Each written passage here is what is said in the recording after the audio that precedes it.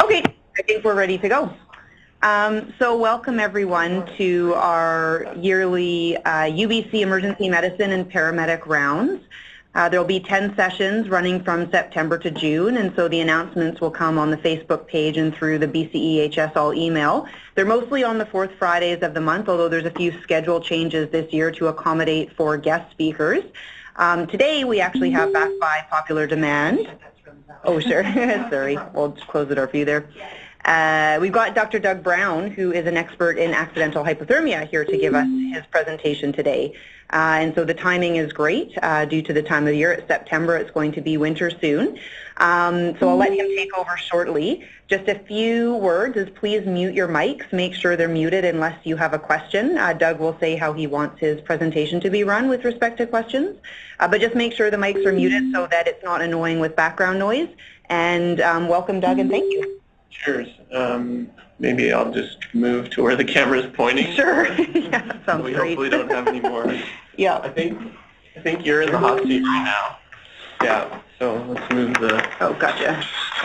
screen over. We'll try not to press any more buttons. Yeah.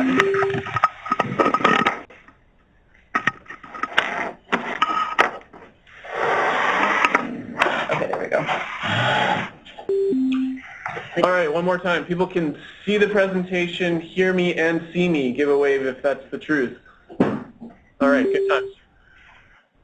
I don't know why I don't know if that's beeping continuously, but hopefully that will stop. I don't know if that's people signing on, potentially, because there's a WebEx option. Okay, I'm not sure. Okay, so I'm Doug Brown. I work with Sandra at the Royal Columbian Hospital as an emergency physician. I wear a few other hats. But none of them, except for my hospital work, are really paid.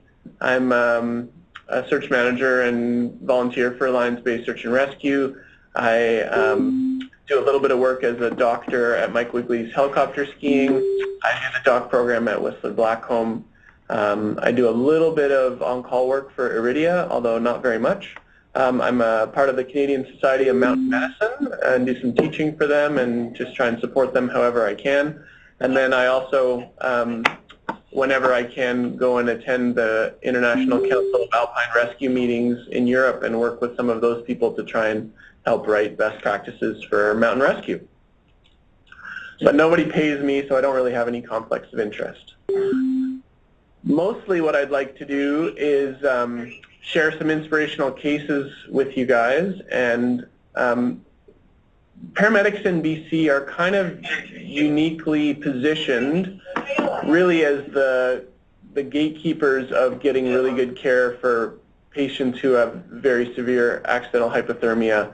And the main reason for that is has to do with trying to organize care. It's a lot like STEMI, where if you can get the right patient to the right care at the right time, they can do really well. And if you don't organize that care appropriately, it can go very poorly. And so paramedics across the province are really, really important to me to be able to get good care for hypothermic patients. We'll start with a case from my local area, and this case is actually what really got me interested and started and realizing how tricky hypothermia can be. So this was a 43-year-old ice climber who was a local North Van resident. He and a buddy were going to climb Harvey's Ramp. And so it's this kind of 45 to at most 50-degree ice ramp just north of Lions Bay. And they were climbing together but not roped together. And at some point, the second person in the party decided it was getting too difficult for them, and so said, you know, you go ahead without me. And so our subject in this case kept climbing, and the informant turned around and went back. He waited at the bottom initially and then went down to the car and waited at the car. And when it got dark and his friend didn't arrive, he called for rescue. At about 1 in the morning, their rescuers were quite close to the bottom of this big ice ramp, and they could hear the patient yelling, in response to their whistle blast. So they found him on the snow about 600 meters from the base of the ramp. They figured he'd probably crawled from the base of the ramp to where he was found. He looked pretty rough. His helmet was dented, his eye was bloodshot, he had pain everywhere, but he was kind of with it to start with. It was night. Unfortunately, air rescue was not an option. The 442 military aircraft was not available, and that was really the only night air rescue option. About 2 hours later, kind of the cavalry arrived with ALS paramedic and lots of equipment and a hypothermia bag. At that point, the patient became a bit combative and was packaged into a hypothermia bag, and then they started the transport process down the hill. At this point, it's a pretty undifferentiated patient, right? Like, he potentially has a very major mechanism, right? He was free soloing on a steep ice ramp. He clearly has taken some sort of fall that was unwitnessed. He's got a dented helmet. He, on initial assessment, is sort of painful everywhere. And so the rescuers are thinking, you know, major trauma, could be bleeding into his chest, his abdomen, his belly, could have a pelvis fracture. Kind of all of that is on the table. They're also thinking about head injury. And then in the back of their mind, hopefully they're also thinking about hypothermia. So he had a couple of hours of stretcher transport in the hypothermia bag down to a waiting ambulance. He was packaged and then taken to the closest hospital, which was actually Lionsgate in this case. Shortly before reaching Lionsgate, he had a cardiac arrest in the ambulance. CPR was ongoing as he rolled into hospital, and he was resuscitated and they emerged. They did get return to spontaneous circulation, but essentially he died in the ICU several days later. When I first heard about the case, I kind of assumed that it was complications of either a head injury or major trauma. The kind of end story on it, or at least what was told to the family, was that he'd had a broken hip, he had multiple minor injuries, and the family was informed that probably his cause of death was mostly the hypothermia. And so there were a few really hard take-home points, right? Anytime you have a patient who's initially alive and the final diagnosis for death is hypothermia, you always wish you could have done better from a pre-hospital temperature management point of view.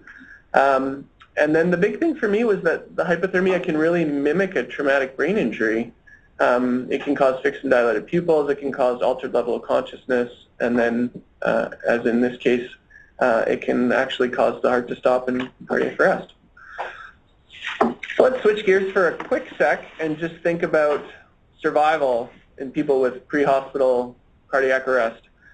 And this isn't a great format to get everyone to put their hands up, but just think about it for yourself. If you have a pre-hospital traumatic cardiac arrest, like even on the doorstep of a major trauma center, pick A, B, or C for yourself. What's the chance of survival? Less than 1%, about 10%, or about 50%? And kind of commit to your answer. And essentially, traumatic cardiac arrest in the normothermic patient, or in any patient really, has a dismal survival. Very occasionally in penetrating trauma, if you can get them to a good center, you can do an ED thoracotomy, you can resuscitate them very quickly. Maybe those people have some chance of survival, but especially in blunt trauma, essentially traumatic cardiac arrest is unrecoverable.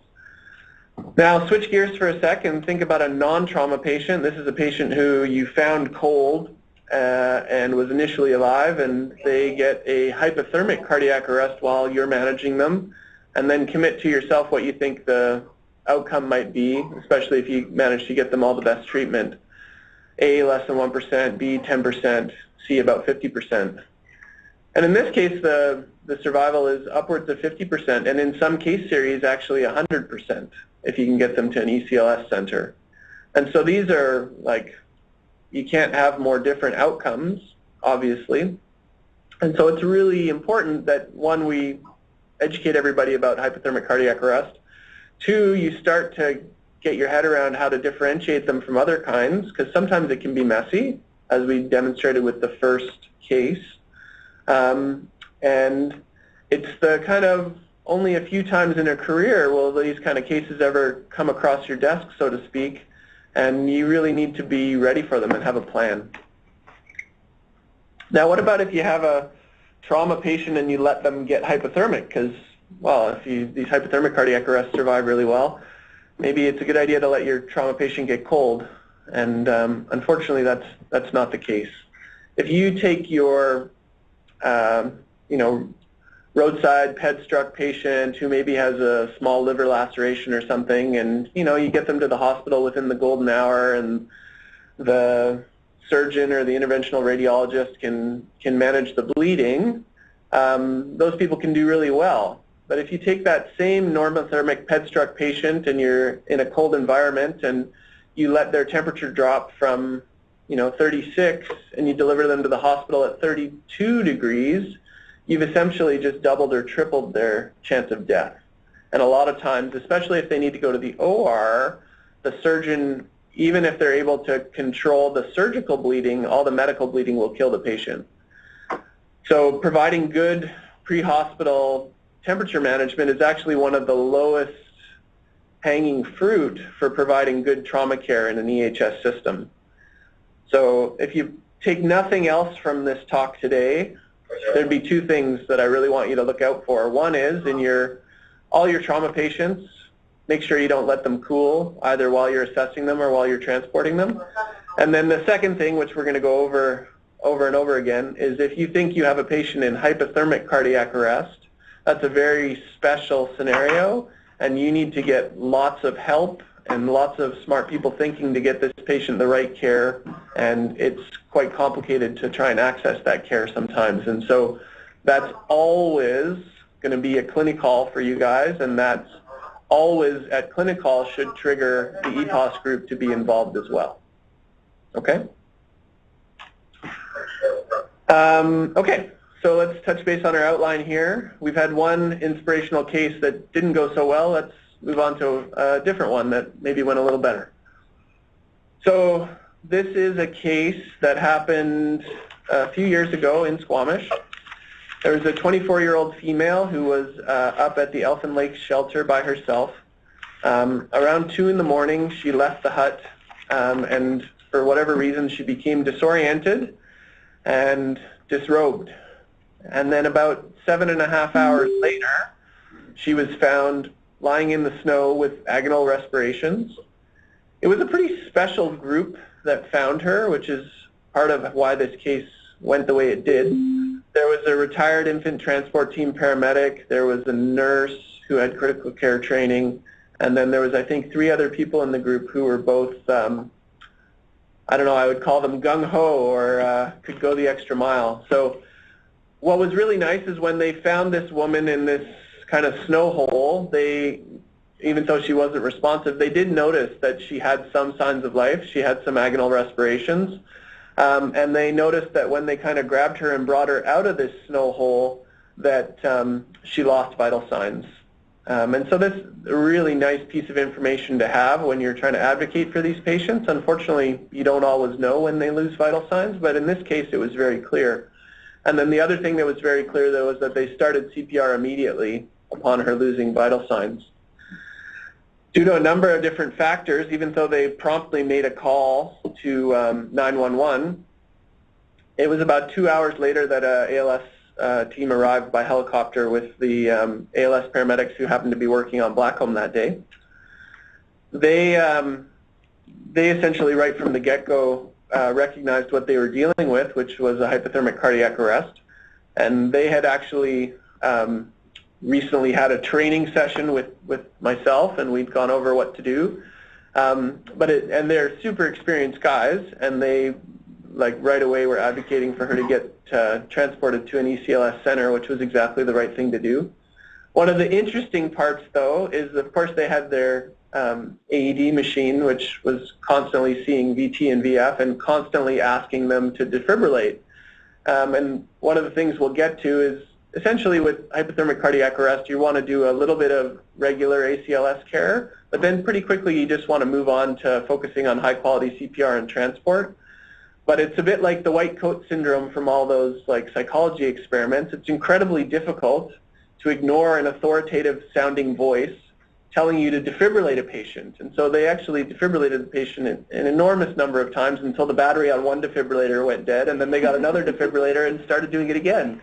And so it didn't have any like poor outcome or poor impact on the patient's care, but it's just interesting to know, despite knowing that they were supposed to, after they'd tried defibrillating a couple times, just move on to CPR and transport, that they couldn't really ignore that that device.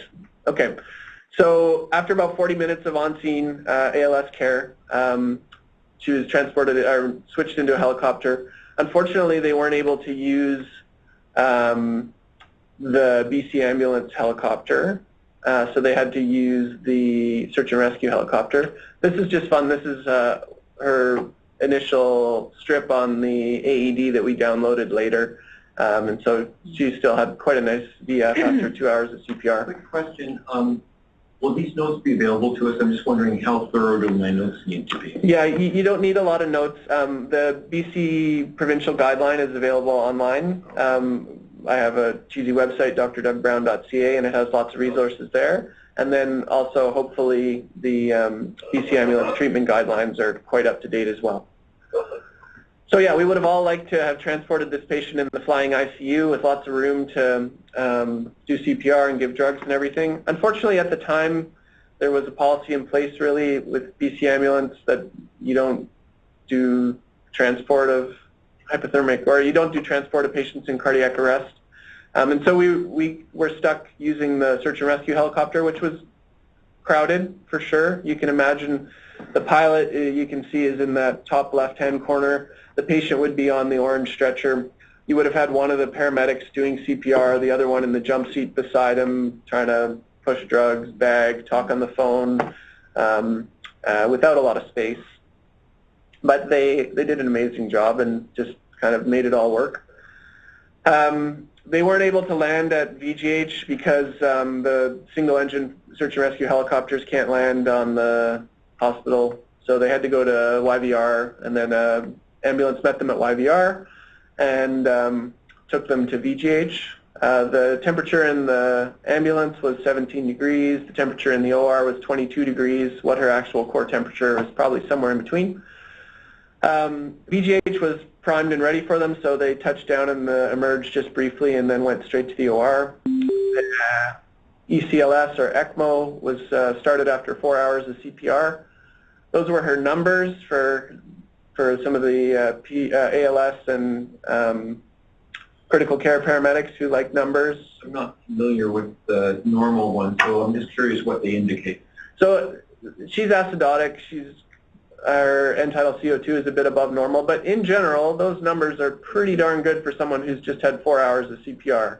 They're still very compatible with life, and so it's a testament not only to the high-quality CPR she got from the bystanders, from the great CPR she got from the paramedics, but also just to the resilience of the physiology when you're that cold. So, yeah, there's an old saying that nobody's dead until they're warm and dead, and I'm certainly not an advocate for that, because one of the big parts of this talk is going to be teaching you how to recognize people that are cold and dead, because I don't want you trying to fly dead people all around the province and put people at risk and use up hospital resources, or, sorry, healthcare system resources. But at the same time, you need to realize that these cold people in the right scenario have a tremendous ability to manage adversity. So in hospital, she did very well. She was on ECLS for less than 24 hours. She was extubated on day 3 in the intensive care unit, and she was basically back up and walking around and looking like a normal person on day 6. And then stayed in hospital for a couple of weeks and ended up back at home neurologically intact with very few sequelae from the incident.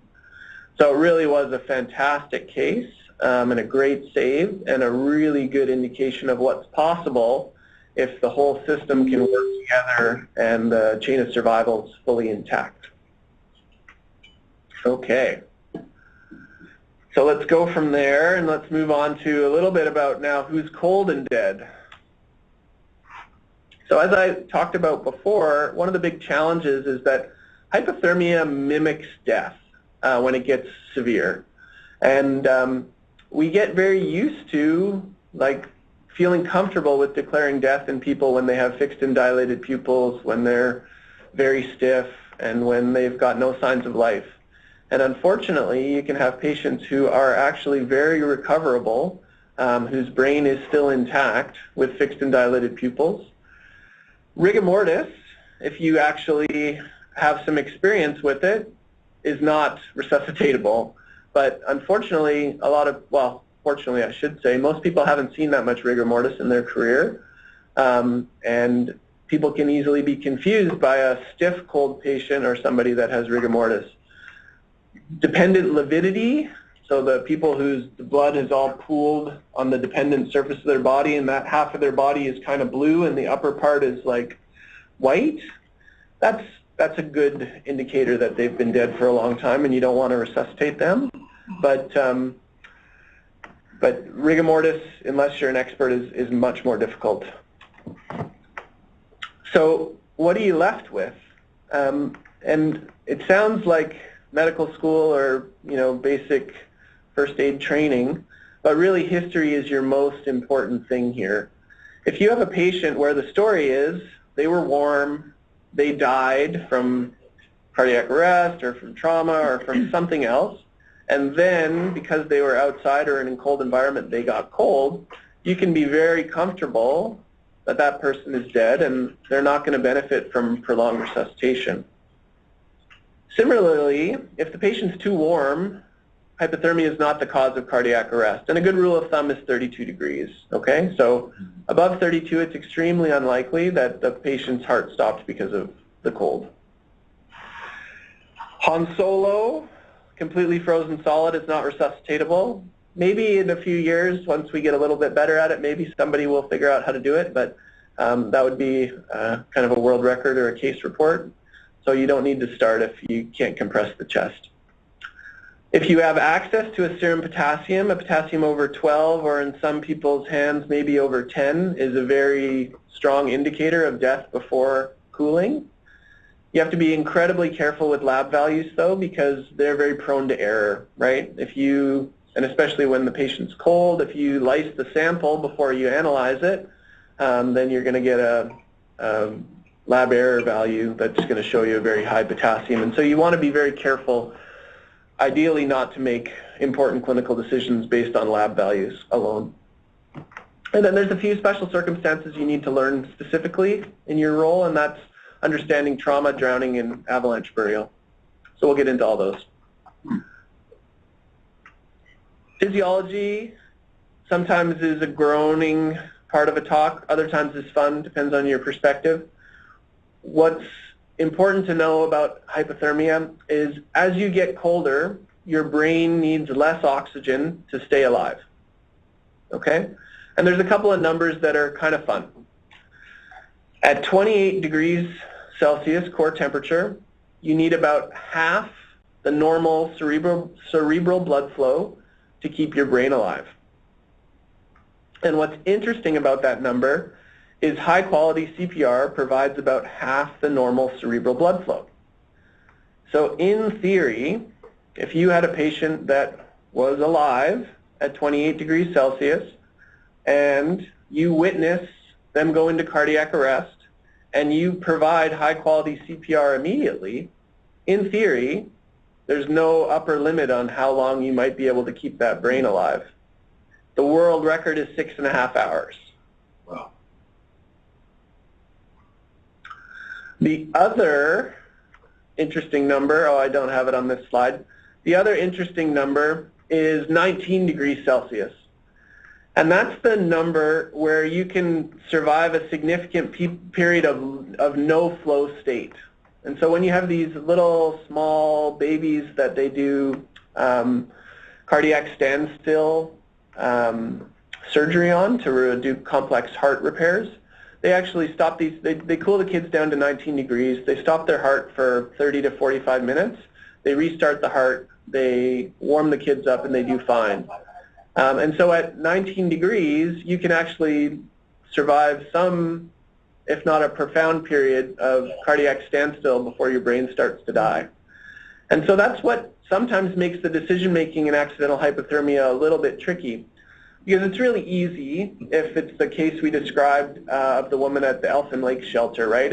If we see that the patient is alive, we know they're cold, we pull them out, they go into cardiac arrest, we start CPR right away. Those are really easy to prognosticate. Those are patients you're certainly going to roll out the red carpet and go all the way for. It gets more complicated if either when you first find them, you're not sure if they had vital signs, or even if you're good at your job and you realize they have no vital signs, you don't really know, did this person just arrest 5 minutes ago, or did they arrest 50 minutes ago, or did they arrest 3 hours ago? Because in hypothermia, they might be able to survive even if they've had arrest for a prolonged period of time, depending on how cold they are. So that's where things get a little bit more interesting. Unfortunately, hypothermia is not all a panacea. In general, the colder the patients are, the sicker they are, because the rest of the body systems don't work very well. Okay, and so for all your patients, you don't want to let them cool. Even if you're dealing with a hypothermic cardiac arrest, ideally you would just keep their temperature where they are while you're doing CPR and transporting them. You don't want to let them get colder, and particularly in your trauma patients, you really don't want to let them get colder because it really impairs their ability to coagulate properly and to stop bleeding. Impairs coagulation. So it basically does everything you don't want it to do. So in some cases it's hypercoagulable. In some scenarios it's hypocoagulable. It basically does whatever you don't want it to do. So in general, the colder they are, the sicker they are, and the more problems you're going to have. But from a strictly cerebral metabolic and how quickly is their brain dying, the colder they are, the more protected their brain is. But there's lots of risks that go along with it. Okay, let's do another local case. This one was up in the Bridge-Lillooet region. This was an unfortunate community care nurse driving the road from Lillooet to Goldbridge, I believe, in the winter. She had an unwitnessed, her car went off the road and it went down this bank, which as you can see is a very, very high mechanism fall that you wouldn't expect anyone to survive.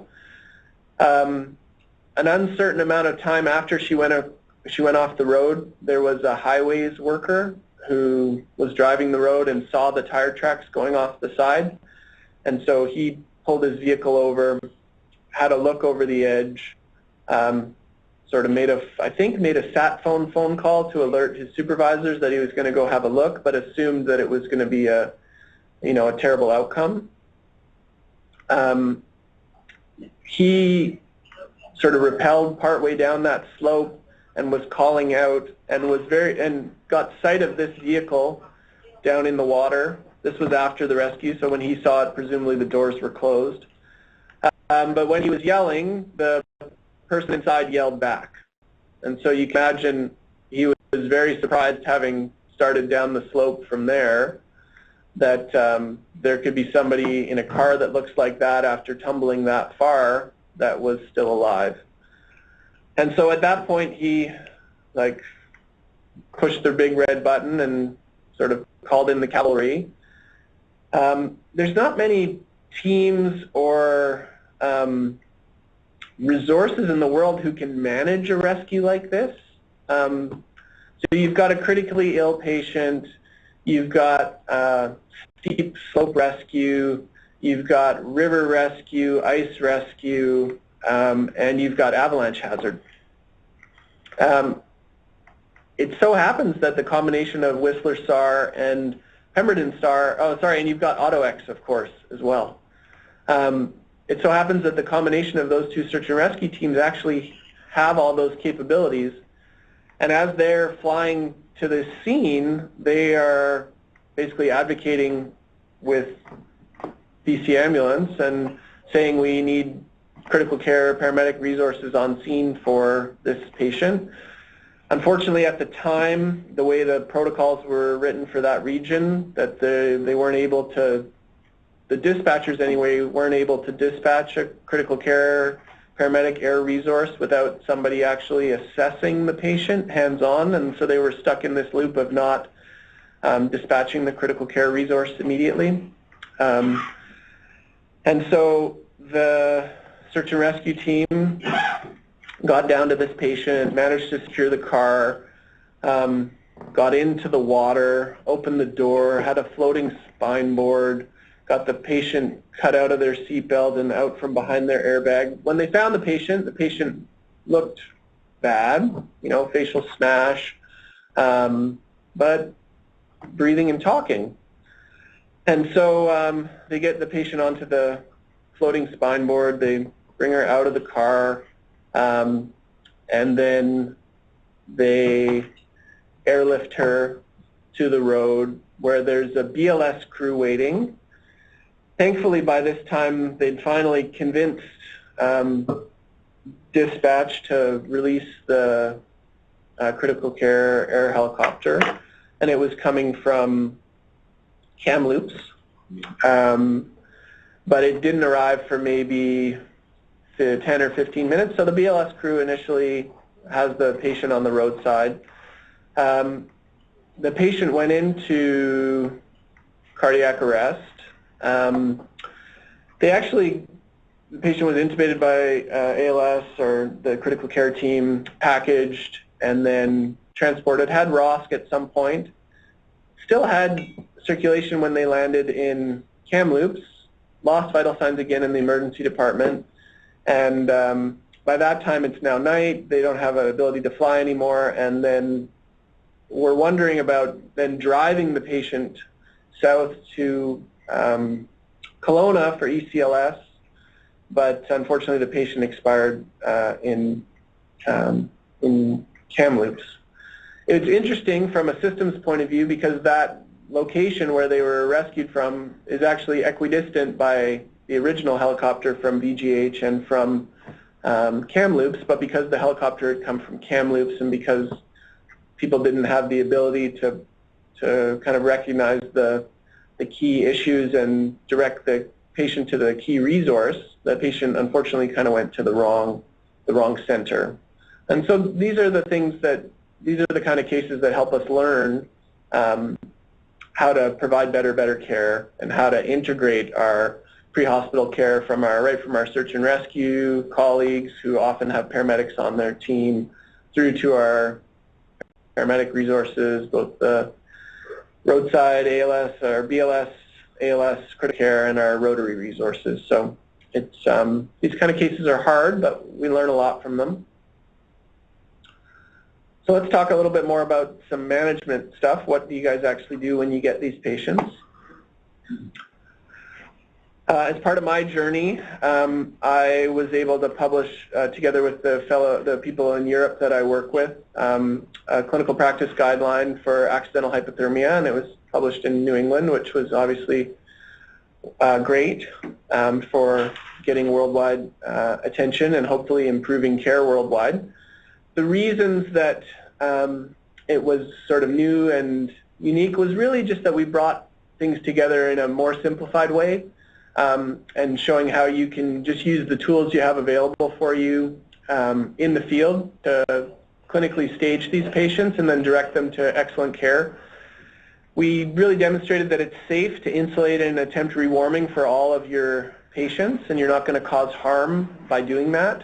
There's a lot of kind of fear or worry generated by the kinesiology and physiology literature about, is there a chance that we're going to cause cold blood to rush back from the periphery and come to the heart and cause harm? And really, that's a theoretical risk, and it's not borne out practically. And the amount of core temperature that the patient might drop before they start to rewarm is really on the order of 0.5 degrees Celsius. And really, it's much safer to prevent the patient from cooling further by trying to rewarm them than it is to be scared about causing harm by rewarming. And so That was one thing that was very helpful. From a hypothermic cardiac arrest point of view, probably the most important thing we showed was the duration of CPR is not a predictor of survival in well-selected hypothermic cardiac arrests. And so this really opened the door, because previously it was really the Europeans who were transporting patients to ECLS centers because they had such easy access to them. But this finding really opened the door for us in North America to think about reorganizing our chain of survival and primarily trying to direct hypothermic cardiac arrest to an ECMO center or an ECLS center. And then finally, for patients who are otherwise well and young and healthy and have cardiac stability, even if they're very cold, minimally invasive rewarming is probably your best bet until the patient either shows you that they're becoming unstable, in which case you'll change your algorithm. I'll walk you through it. Okay. How are we doing for time? Good. Yeah. Okay. So this, if you look at the New England paper, this is what the protocol looks like. From a simplified clinical staging point of view, you need to identify that this patient is cold, and then your first step is just vital signs present or absent. And so let's take you down vital signs absent, cold patient. Essentially, all you need to do is determine whether CPR is required. So do you have an obvious, non-reversible cause of death, in which case consider termination or resuscitation. For everybody else, start your basic resuscitation, high-quality CPR, defibrillation if you have access to it, and drugs if you have access to them. Once you've done your first couple of rounds of CPR and you don't have ROSC, now is when you need to do a little bit more triage. So if you think this is a traumatic cardiac arrest, probably there's no benefit in prolonged resuscitation. If you think it's a witnessed normothermic cardiac arrest, so they died before they got cold, there's probably no benefit. Or if you think it's an avalanche burial, less than 35 minutes, and we'll talk more about avalanche in a minute, with no signs of life at any time, probably no benefit for resuscitation. For everyone else, ideally, you'd focus on high-quality CPR and transport to an ECLS center. There's a couple of things that can help confirm. If you can measure a core temperature less than 32 and a serum potassium less than 12, that helps you kind of be more certain that this patient might benefit. And then once you've decided to go to ECLS, really you don't want to worry too much about drugs or defibrillation unless for some reason you manage to warm the patient or the patient happens to warm during transport, which ideally if you're going to an ECLS center, you just maintain the core temperature right where it is. So let's switch gears for a second and talk about your cold patient with vital signs. In this case, really, it's the level of consciousness that sort of drives your decision making. If the patient's awake and alert, you can either rewarm them on site, or if they have injuries that need treatment in a hospital, you can transport to hospital, and it can be any hospital. For patients who are at higher risk of going into cardiac arrest, then you need to think about, should I be going to my local hospital, or should I be maybe hedging and diverting towards an ECLS center? And basically what you need to know is patients whose core temperature are less than 28 degrees, their heart is super irritable, and they're at high risk of going into cardiac arrest kind of at any time. And so if you have a patient who's that cold and you have the option of going to an ECLS center, you probably want to take it. Blood pressure is much harder. We had to pick a number for the New England paper, but essentially what you're looking for is a hypotension that's out of proportion to the degree of hypothermia. Normally as you get colder, your blood pressure will kind of go lower and lower, and that's normal. But if it's out of proportion with how cold the patient is, then that certainly makes you worry that they've got other comorbidities, or there might be other problems underlying it, like maybe toxicologic exposure or something else that's causing hypotension on top of their hypothermia. And those patients tend to do poorly and tend to have even higher chance of arrest, and so you might want to head towards an ECLS center for them as well. But your cold patient with vital signs, essentially the care is really quite simple. Active external rewarming and minimally invasive techniques. So ideally, get your transport vehicle to be as warm as possible. If you have chemical, electrical, forced air heating, use it. If you need to manage the airway, go ahead. If you need to give IV fluids based on their clinical volume status, then make sure you deliver them warm because you don't want to further cool the patient. You shouldn't imagine that you're delivering much heat with a little bag of saline, so don't think of it as a rewarming strategy because the actual amount of heat in a 40-degree bag of saline is kind of negligible compared to the whole cold body. And our warm packs? Like future rate of our warm packs, those little chemical packs, like on them, would that help? So generally, Please repeat the question. Yeah. So the question is, do the chemical rewarming packs help? And the answer is it depends a lot on how cold the patient is. Do they have ongoing heat loss through other mechanisms? And we're going to talk about the physiology of heat loss, I think, in a couple of slides. But in general, yeah, if you have rewarming packs, put them on. The only downside to them occasionally is that they occasionally stop the patient from shivering, but usually it's a wash. So usually they stop the patient from shivering, which gets rid of some native heat generation, but usually the amount of hot packs that you've put on has kind of compensated for that. So yeah, in general, I would suggest, unless you're dealing with a 4 or 5 hour transport in a cardiac arrest patient, in general, I would say throw everything you got at them from a rewarming point of view. Don't drop them in a hot tub. Don't put them in a hot shower. But hot packs, hot water bottles, forced air blankets, electric rewarming blankets, all of that is fine. It's important also that you realize it's part of the natural history of hypothermia that the patient's going to be bradycardic, that they're going to have some mild hypotension. An AFib isn't really necessarily something to worry that much about. It's not a marker of imminent cardiac collapse. Different from ventricular arrhythmias. If you're seeing a hypothermic patient that's throwing a lot of PVCs or runs of ET, that patient's probably going to arrest soon. Hypotension out of proportion, like we already talked about, and then the colder they are, the sort of more risk that they're going to arrest soon. I'll give you just a tiny bit of a window into where things might be going in the future. As I sort of hinted at, in young healthy patients who are cold, even as cold as 28, 27 degrees, who have good vital signs, those patients generally do well with minimally invasive rewarming. Different if you have a 65-year-old alcoholic found down outside who maybe can't tolerate the low flow state associated with their 27 degrees. Those patients, there actually may be some benefit in the future for rewarming them with ECLS, even if they're not in cardiac arrest, but that literature is still evolving. But generally, there's no role for invasive therapy based on the guidelines in the literature for people. ECLS, sorry. No problem. The question was, what's ECLS?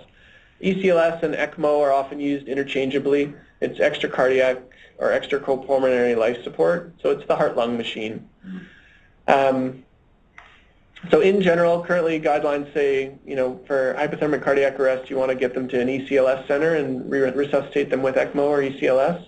And in the future, there may be a role for certain selected patients who still have vital signs, but that's not ready for prime time yet. With respect to vasopressors, in general, the rule of thumb is early in the resuscitation, there's not usually going to be any role for vasopressors. The hypothermic patient is already profoundly vasoconstricted, and really adding a vasopressor to that patient is just going to increase the myocardial irritability and not be that helpful.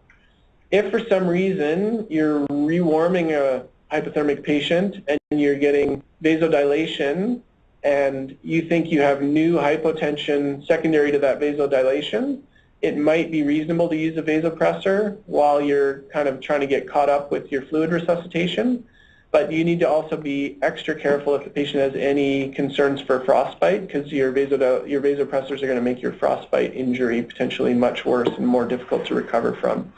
So in general, especially early in resuscitation, you don't need to reach for your vasopressors. Trauma, drowning, and avalanche is what we're going to dive into next. So as we've talked about a couple of times, there's nothing worse you can do for your trauma patients than let them cool, okay? So make sure, especially during winter, especially when you're working on roadside in bad conditions, that you have the ability to quickly insulate the patient from the environment and ideally get them into a warm environment so you can stop the cooling process on them. Drowning is really tricky. In general, most cold drowning patients are dead, because most drowning, the patient is alive, they're normothermic, they go into the water, they immediately go under the water, and they have what we call submersion drowning, okay? So they have a normothermic hypoxic cardiac arrest shortly after entering the water, and then they get cold afterwards, okay? Those patients are dead. There's no good reason to do prolonged resuscitation.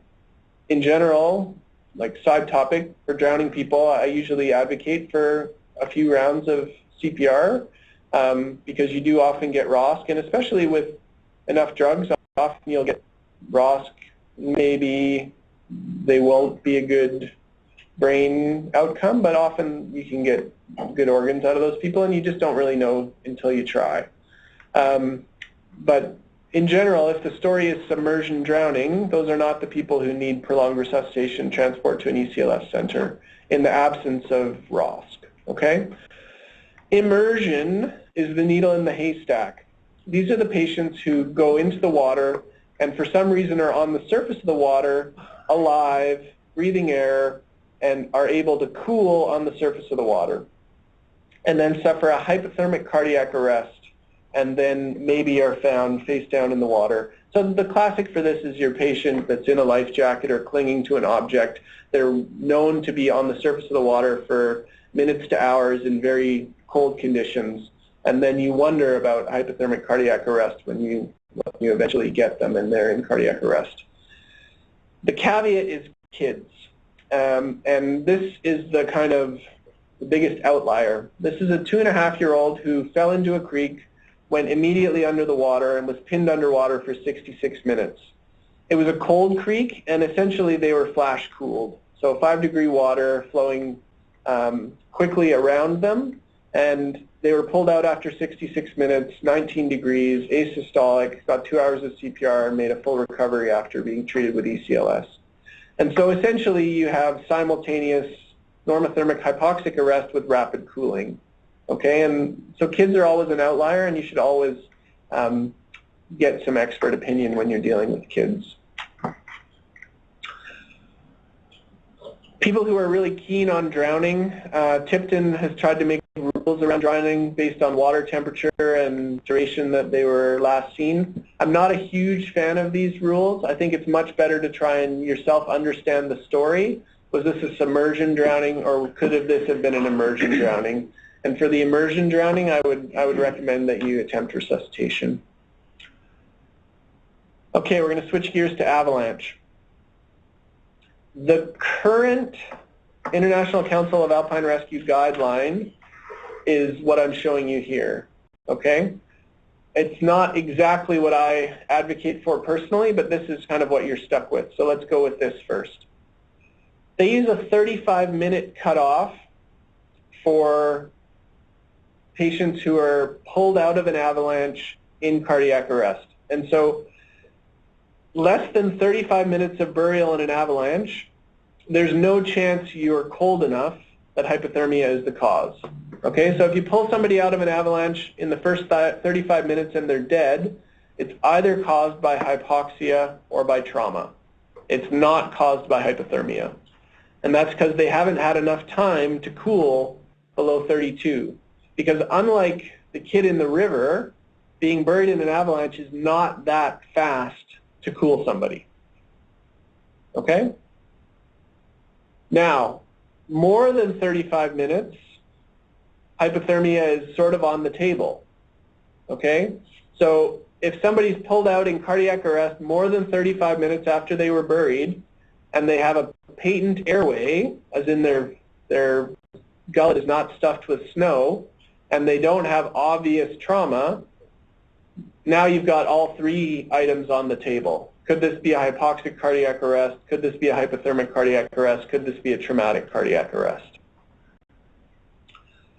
So that's the current guideline. In Europe, they used this guideline, and they got experience with about 380 Avalanche victims, and they successfully resuscitated 2 of them. And the 2 they resuscitated, one had a arm sticking up to the surface, and so there was a connection to the surface to essentially refresh the air pocket. And the other patient was buried in a huge cavern, basically beneath a tree, and so they had the size of a much larger than a large tent air pocket. And so those 2 patients survived and everybody else died. And so for me, the Avalanche burial, patient comes out in cardiac arrest, there's not a high likelihood that you're going to get a successful resuscitation. And I'm much more interested in having you guys focus on, you know, are there any vitals at any point in time, or is there any story that there might have been some ability to breathe air that had a large air pocket. So Avalanche burial, unfortunately, it's very unlikely if the patient comes out dead that they're going to be able to be successfully resuscitated. So everybody gets resuscitated, but when we call it EPOS, the circumstances might determine your decision as to whether to continue. So the question is,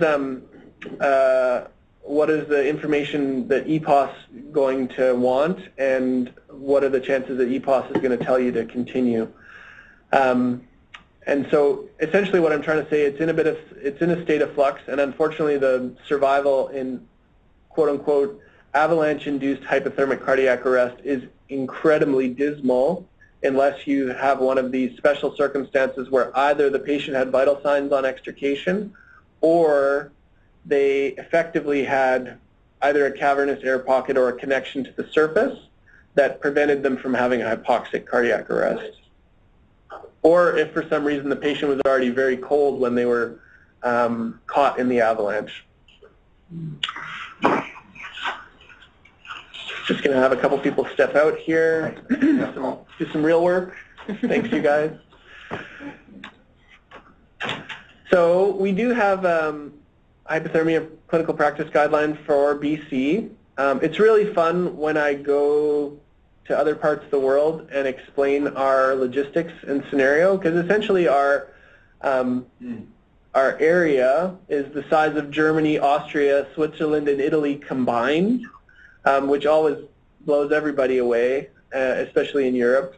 And then the fact that we only have 6 ECLS centers, and we're faced with such long transport times and such bad weather and mountainous terrain and everything else, they are always blown away with what we have to deal with. What we are so lucky, however, is that we have a single pre-hospital care provider of emergency health services, right? So we have the ability to organize you guys and for you guys to organize yourself to be able to ideally fine-tune things and get the right patient to the right care at the right time. So we created a working group. It involved all the sort of key players, and over a few months we had a couple of meetings, and essentially we created this 5-page guideline and some appendices to basically help you with some flow sheets and stuff. And you can go online and have a look at it. It's got a kind of more practical checklist geared a lot towards you know, a rural hospital receiving this patient, but I think just about everything applies to you as well, except for maybe the bladder lavage. Making sure you really understand how to package a hypothermic patient. And really the only thing that's complicated about it is trying to figure out whether you're going to put a vapor barrier on them or not. If you can, if you're dealing with a field scenario where you don't want to cut off the wet clothes and dry the patient, then you need a vapor barrier like just right above the wet clothes. And if you instead can bring them into the warm ambulance, get rid of their wet clothes, and then put them in a nice dry environment, then you don't need a vapor barrier. So that's worth having a little bit of a look around, and then also just thinking a little bit about your sort of common field scenarios and transport times and how you would like to manage a case like that. That's in our treatment guidelines, right? Like, so part of our treatment guidelines? No, so this document is the BC Clinical Practice Guideline for Accidental Hypothermia. Your easiest way to access it is to go to Dr. Doug, so DRDOUGBROWN.ca, and then I think it's the very first link there. You can access the New England paper, the BC Clinical Practice Guidelines. I've got an EM wrap audio episode that you can listen to there, where we go through the whole protocol, and a few other miscellaneous resources. But this sort of burrito explanation you'd find in the BC Clinical Practice Guideline. One of the things that's very challenging is how slow changes in healthcare. And I'm sure, as BC Ambulance being a very big organization, you guys probably have lots of experience with how hard it is to change things. This is kind of the timeline. Really, this care came into understanding in the 2000s with a different case, a woman named Anna Bagenholm. Mm-hmm. I found out about it in 2009. In 2012, we published the New England paper. In 2013, we started working on the guideline. We finally got it approved in late 2014. It still took us about 2 years to really be able to get all the pieces in place to be able to roll it out. And still, we don't really have a good quality assurance piece. We just recently, unfortunately, had a case out of Surrey where it was a patient, presumably substance use, found in a park, cold. I'm not too sure about the details yet, but at some point in their care had a cardiac arrest, went to the local hospital, which was Surrey, had, unfortunately, like 2 hours of resuscitation at that hospital before finally moved to the Columbian, which was the ECLS center, and then could be treated with ECLS, and then patients in the ICU now. But in an ideal world, that case, the paramedics on scene would have identified, severe hypothermia. That would have gone to Clinical. Clinical would have got EPOS involved, and EPOS would have redirected that case primarily to the ECLS center, right? And then at that point, you would essentially get rid of 2 hours of resuscitation. And so we need to find a way to identify these cases, to do quality assurance work on them, and then come back with education pieces that are effective so that you guys can have the tools to do the right thing for the right patient. And so that piece we're really still missing, and we're really still working on. Do they have ECLS? No, ECLS in the Lower Mainland is Royal Columbian, St. Paul's Hospital, and Vancouver General. On the island, it's, I always get the two hospitals mixed up. I was going to say the Jubilee, but I'm not sure if it's the General. Or... It's wherever the cardiac surgery center is on the island. If we go back to my... Nanaimo would know. it's in the, if you go to the BC Guideline, if you bring up the BC Guideline on the... I think Nanaimo's going to tell you. Transport page. Oh, sure, Nanaimo. Tell us which one has ECLS. It's the Jubilee. Jubilee. There you go. Yeah. Ironically, though, from Nanaimo, it's often easier to access VGH or St. Paul's with a hypothermic cardiac arrest than it is to access the Jubilee. But that's not something you guys really need to worry about, because what you need to do is get EPOS involved, and EPOS has the flow sheet from the guideline that helps them troubleshoot how to access the resource at each of the centers, because the systems are a little bit different, and that's one of the challenges. That's Royal Jubilee, right? Royal Jubilee, correct.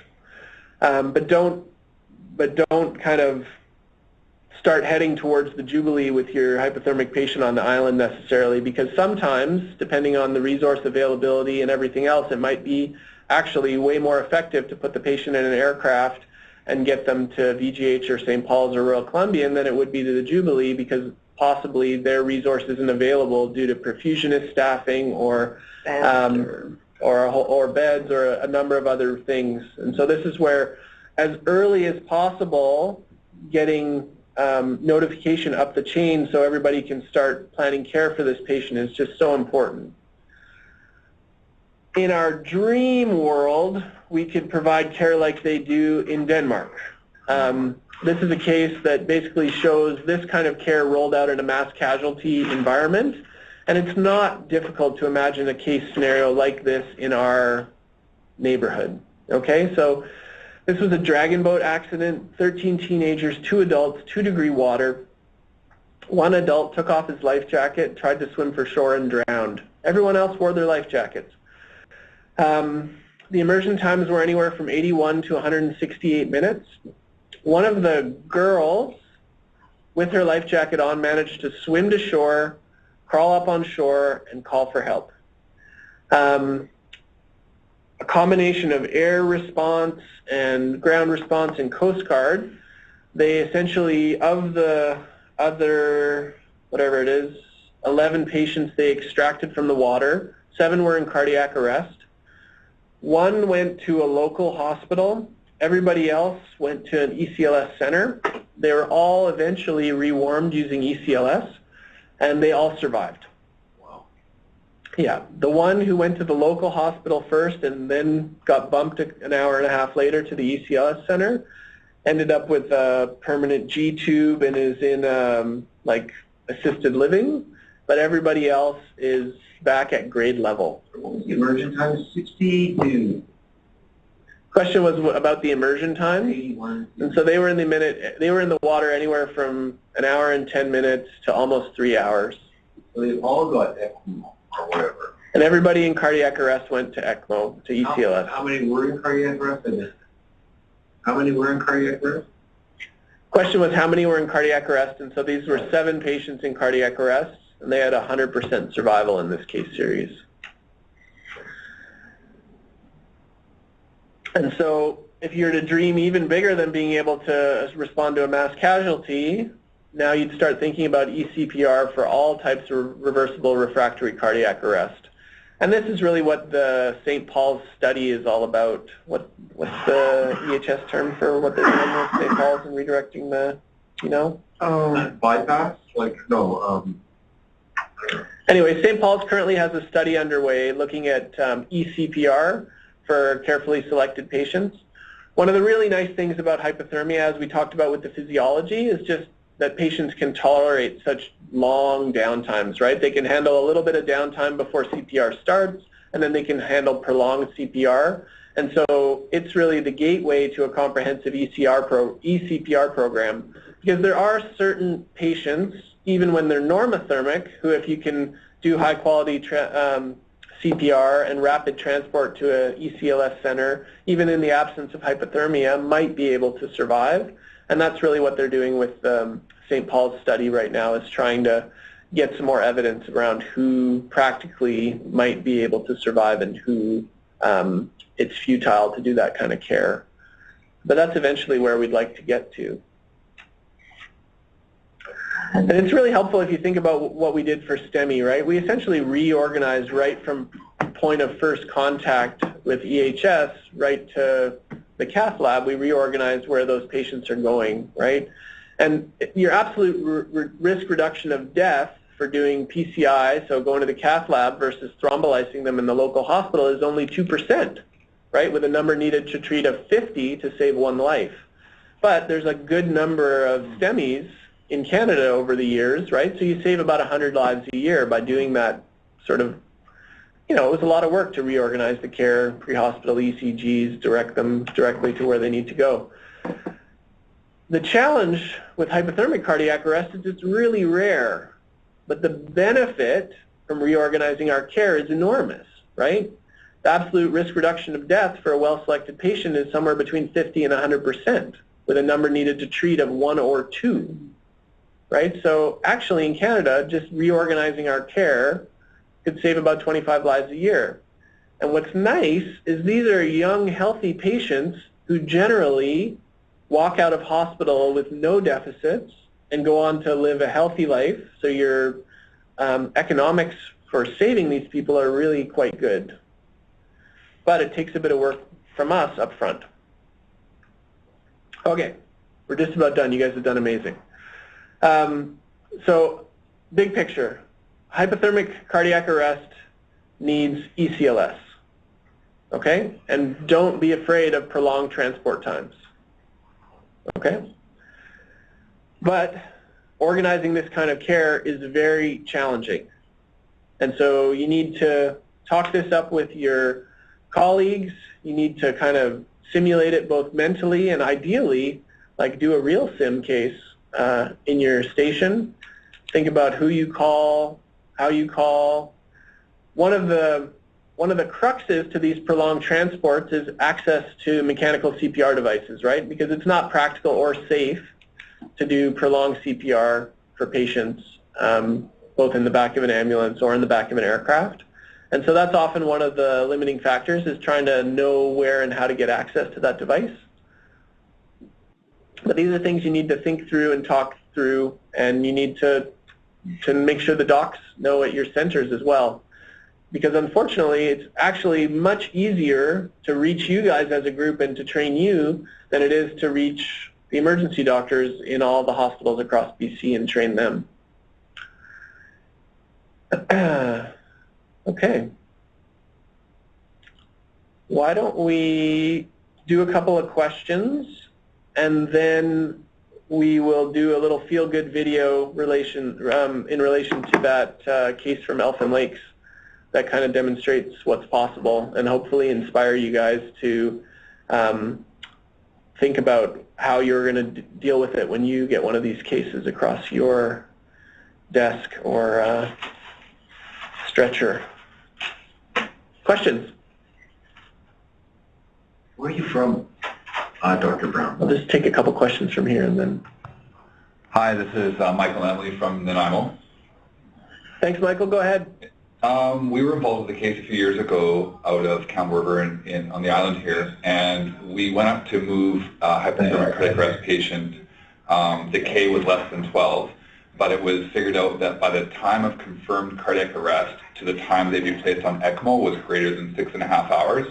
So we were at the bedside, but it got shut down based on duration of time it would take. So my question is, do you have an upper limit as to how many hours you would not attempt moving that patient because they won't make a certain window? Yeah, it's a really great question, and unfortunately we just have no evidence to guide us.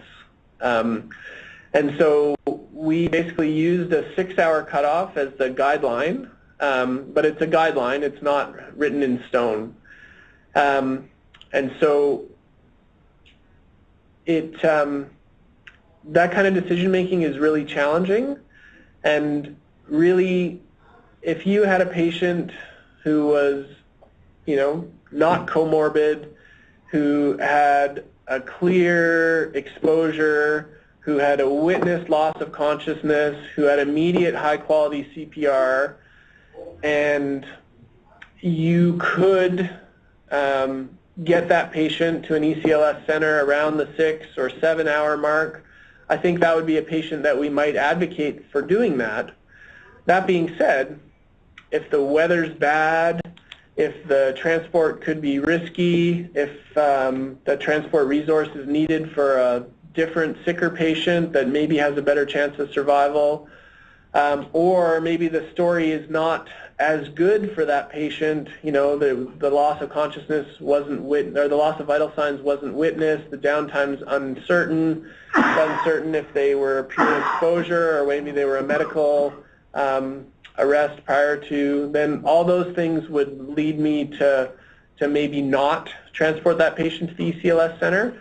The big challenge you get then is if you're stuck with one of those patients at a non-ECLS center, probably the right thing to do is to actually rewarm them.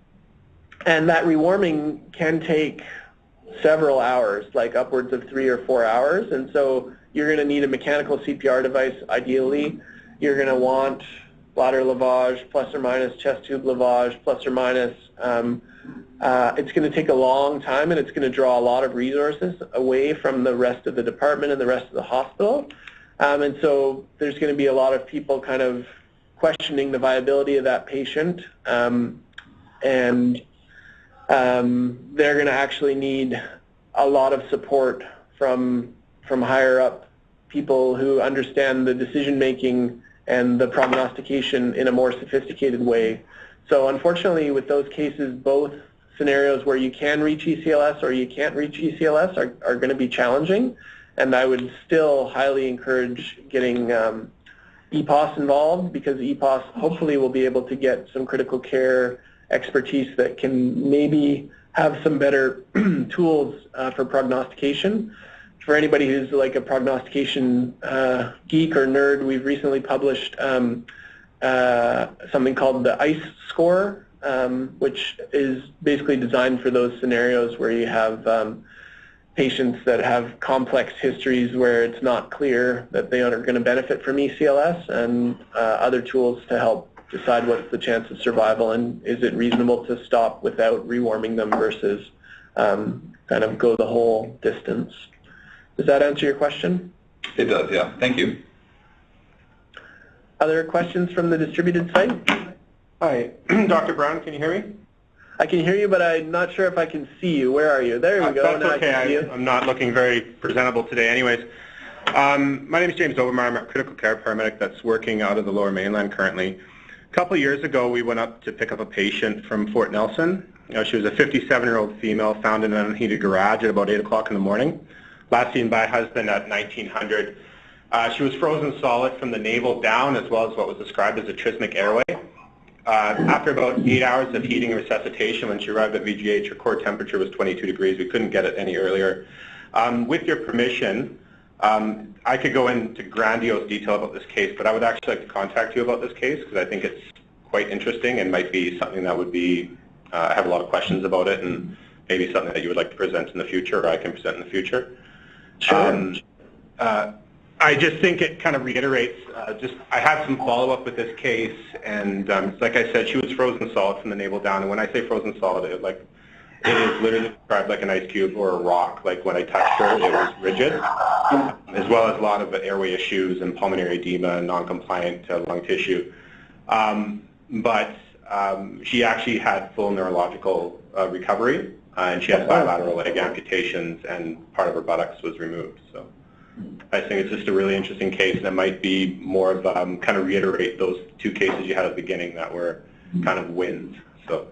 Yeah, no, I'd love to hear about that case. It's very easy to get in touch with me. My email is just dougbrownvancouver@gmail.com.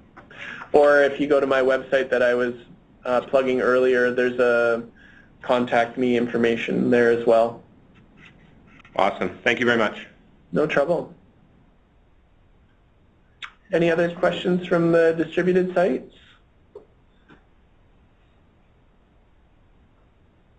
And any local questions here? Yeah, great presentation, Doug. With respect to, you were mentioning potential difficulties with quality QI and overseeing hypothermic patients. Do you, with the provincial group, is there a way for you to access, how are the cases flagged and how do you review them from the hospital care record? And then second to that, do you get the, you probably don't get the EHS records with that, but because we're implementing or have implemented electronic patient care records at BCEHS, perhaps there's a way we could feed into that as well. Yeah, so my dream after I got the CPG approved for the province was essentially to set up the QI system and to start looking at these cases, reviewing the cases. Trying to find an organization that had the interest and jurisdiction to do that was the challenge. It wasn't a perfect fit for trauma services, although trauma services did kind of sponsor me to create the guideline. They provided the some administrative support and provided the rooms and provided the forum to bring everyone together. And the guideline is actually published on their trauma services website, even though accidental hypothermia isn't a perfect fit into trauma. BCEHS is actually, for me, the easiest place to identify these cases because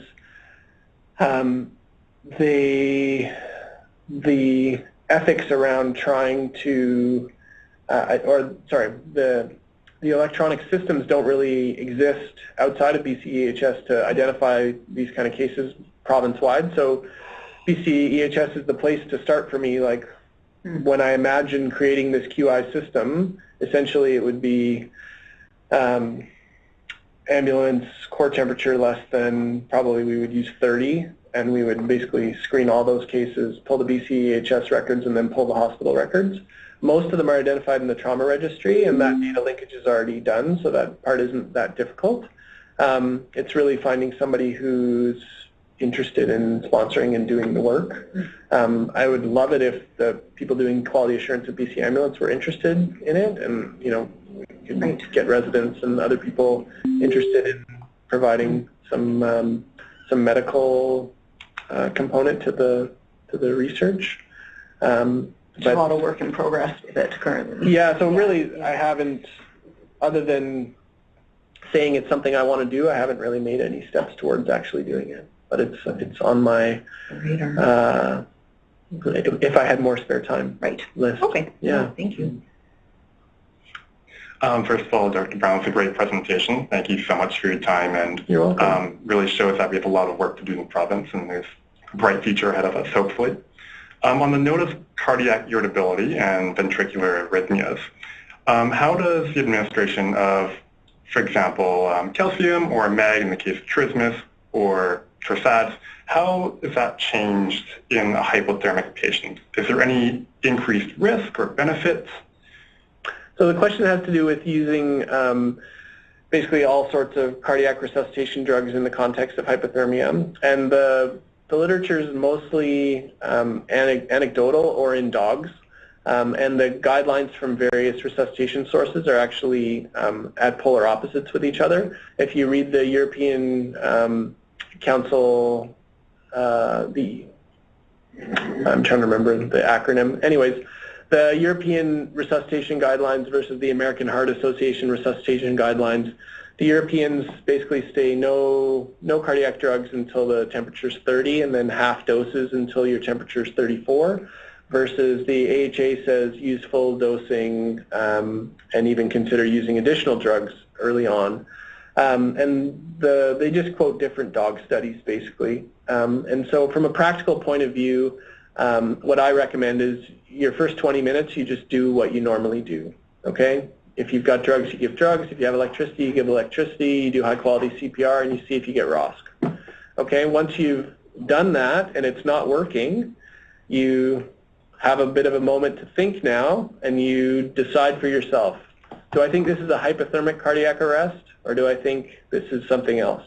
And if you think it's a hypothermic cardiac arrest, then you advocate like crazy to get this person to an ECLS center if possible. And even if it's not possible, you advocate like crazy that this person needs prolonged resuscitation and they're not dead until they're warm and dead. Okay? And really at that point, you just focus on high-quality CPR and transport to an ECLS center. Perfect. Okay, should we finish with an inspirational video? Yeah. Okay, let's see if I can make this thing work.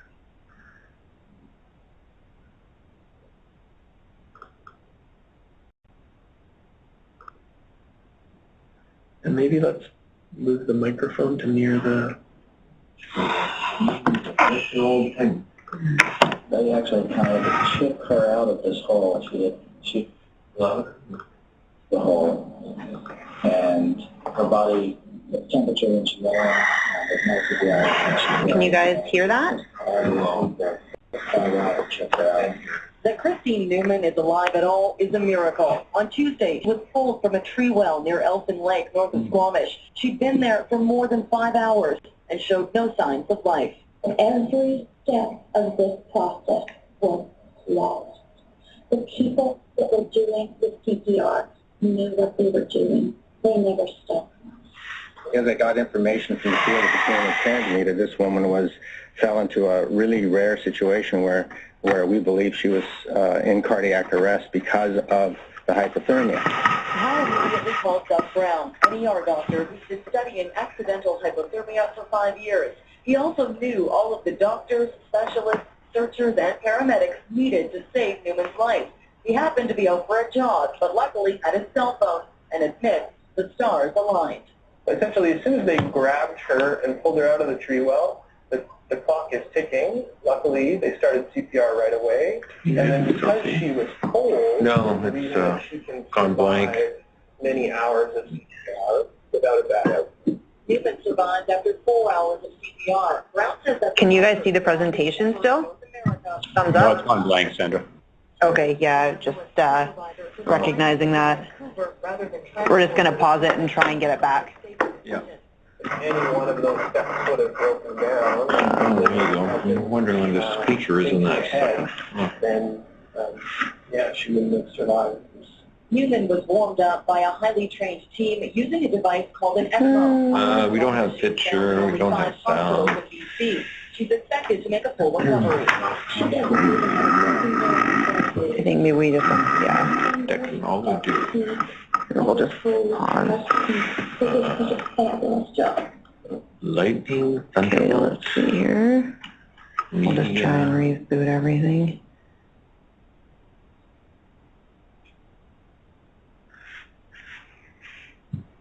I don't understand why not.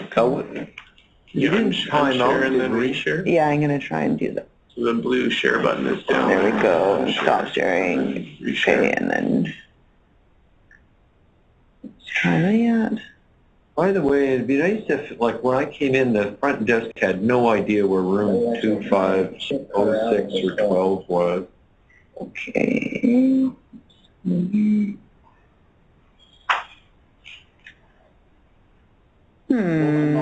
Yeah, but I mean, you go to a hotel, they know where room 2650 is, or you go to a, whatever, a building, the person at the desk knows how to get to different Okay, and then try buildings. maybe Like, just unplug everything, plug it back in, and then I'll share. And I seem to run into that all the time. They were going to send me to the main hospital.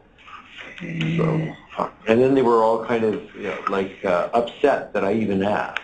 Like, who is this crazy guy who's like asking where the thing that he's late for is? Okay, share. There we go. Okay, we're back on. Everyone can see the presentation again? Thumbs up? Good. Yay! Okay. Sound. Frozen in, Louder. and her body There we go. temperature when she went in, it melted the ice and then it refroze, and it took all those people quite a while to check her out. That Christine Newman is alive at all is a miracle. On Tuesday, she was pulled from a tree well near Elsin Lake, north of Squamish. She'd been there for more than 5 hours and showed no signs of life. Every step of this process was flawless. The people that were doing the CPR knew what they were doing. They never stopped once. As I got information from the field, it became apparent to me that this woman fell into a really rare situation where we believe she was in cardiac arrest because of the hypothermia. Howe immediately called Doug Brown, an ER doctor who's been studying accidental hypothermia for 5 years. He also knew all of the doctors, specialists, searchers, and paramedics needed to save Newman's life. He happened to be out for a jog, but luckily had his cell phone and admits the stars aligned. Essentially, as soon as they grabbed her and pulled her out of the tree well, the clock is ticking. Luckily, they started CPR right away.